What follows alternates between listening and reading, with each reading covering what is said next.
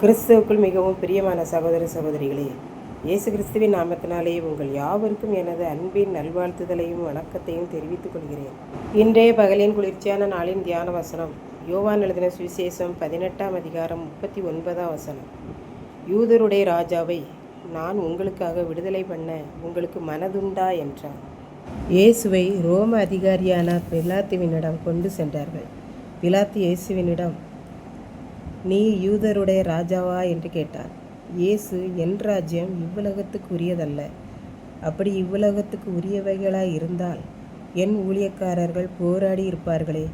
இப்படி இருக்கிறபடியால் என் ராஜ்யம் இவ்வுலகத்துக்கு உரியது அல்ல என்றார். அப்பொழுது பிலாத்து, அப்படியானால் நீ ராஜாவா என்றான். இயேசு, நான் ராஜாதான், உலகத்துக்கு அல்ல. சத்திய வசனத்தின்படி நான் ராஜா, பரலோகத்துக்கு ராஜா. சத்திய வசனத்தை போதிக்க நான் பிறந்தேன். பரலோகத்துக்குரியவன் எவனும் என் வாயிலிருந்து வருகிற வசனத்தை கேட்கிறான். இதற்காகவே இந்த உலகத்தில் நான் வந்து பிறந்திருக்கிறேன் என்றார். அதற்கு பிலாத்து, சத்தியம் என்றால் என்ன என்று இயேசுவினிடம் கேட்டான். இயேசு, நான் பரலோகத்தில் இருந்தேன். இந்த உலக மக்கள் தங்கள் இஷ்டப்படி வாழ்ந்து தங்களை கெடுத்து கொண்டார்கள். தாங்கள் பாவம் செய்துவிட்டு ஆட்டையோ மாட்டையோ பறவைகளையோ பலியிட்டு அந்த இரத்தத்தினால் தங்களுடைய பாவம் கழுவப்பட்டு விடும் என்று நினைத்து அதிகமான பாவங்களை செய்தார்கள். ஆகவே இனி மிருக ஜீவன்களையோ பறவைகளையோ பலியிடக்கூடாது. நானே உலகத்தில் வந்து பிறந்து இரத்தம் சிந்தி இந்த இரத்தத்தினால் சர்வலோக மக்களின் பாவங்களையும் கழுவி சுத்திகரிக்க வந்தேன் என்றார். சத்தியத்தை இயேசுவிடம் கேட்டு வெளியே வந்து, நான் இவனிடத்தில் ஒரு குற்றத்தையும் காணவில்லை. பஸ்கா பண்டிகையிலே ஒருவனை நான் வழக்கமாக விடுதலை செய்வேனே. இந்த பஸ்கா பண்டிகையிலே நான் உங்களுக்காக இந்த இயேசுவை விடுதலை செய்யலாம் என்று நான் மனதாயிருக்கிறேன். தவறு செய்தவன் ஒருவனை நாம் விடுதலை செய்கிறோம். இவன் ஒரு குற்றமும் செய்யாமல் இருந்தவனை நீங்கள் குற்றவாளியாக கொண்டு வந்திருக்கிறீர்கள். ஆகவே இவனை இந்த பஸ்காவின் போது விடுதலை செய்ய உங்களுக்கு மனதுண்டா கூறுங்கள் என்றான். அதற்கு அவர்கள், இவனை அல்ல, அந்த கள்ளனாகிய பரபாசையே எங்களுக்கு விடுதலை செய்ய வேண்டும் என்றார்கள். இப்படிதான் ஒருவன் ஒரு வீட்டில் நகைகளை திருடிவிட்டான்.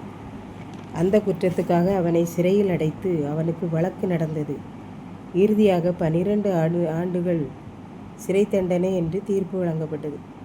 அவன் ஒவ்வொரு நாளும் சிறையில் தான் திருடின தவறுக்காக மனம் நொந்து போய்விட்டான்.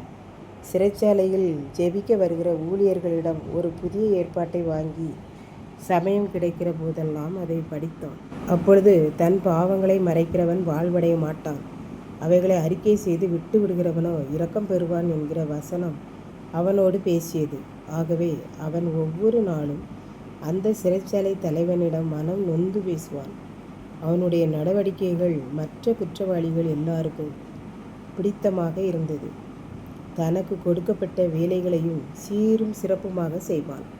மேலதிகாரிகள் அடிக்கடி சிறைச்சாலைக்கு வருகிறபடியினாலே இவனுடைய பேச்சு நடவடிக்கை எல்லா காரியங்களையும் பிடித்த அதிகாரிகள் எல்லாருக்கும் பிடித்திருந்தது. சிறைச்சாலைக்குள்ளே இருந்த அத்தனை குற்றவாளிகள் எல்லாருக்கும் இவன் பொறுப்பானவனாக இருந்தான். இவனை எல்லா விதத்திலும் எல்லாரும் நம்புவார்கள்.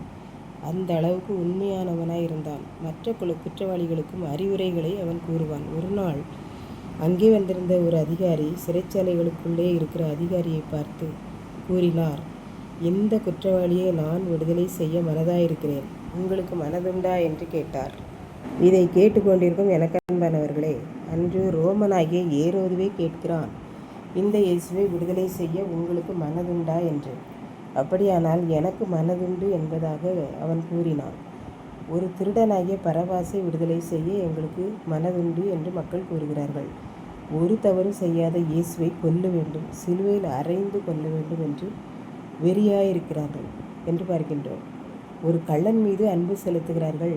பரிசுத்தமான இயேசுவின் மீது மனிதன் அன்பில்லாமல் கொலை செய்கிறான்.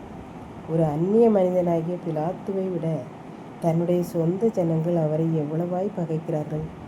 ஆகையால் இன்றைக்கு நாம் நம்மை அவருக்கு ஒப்பு கொடுக்க நமக்கு மனதுண்டா என்பதை சிந்தித்து பார்ப்போம். கர்த்தர் தாமே இந்த வார்த்தைகளை ஆசீர்வதிப்பாராக. ஆமென். ஜெபம். அன்பின் ஆண்டவரே, இந்த அருமையான நல்ல நாளுக்காக நன்றியோடு ஸ்தோத்திரிக்கிறேன். இப்பொழுதும் இந்த வார்த்தைகளை கேட்டுக்கொண்டிருக்கிற ஒவ்வொரு பிள்ளைகளும் தங்களை உமக்கு கொடுக்க மனதுண்டா என்பதை சிந்தித்து பார்க்க உதவி செய்தரணும். மீட்பர் இயேசு கிறிஸ்துவின் நாமத்திலே தாழ்மையோடு வேண்டிக் கொள்கிறோம் பிதாவே. ஆமென்.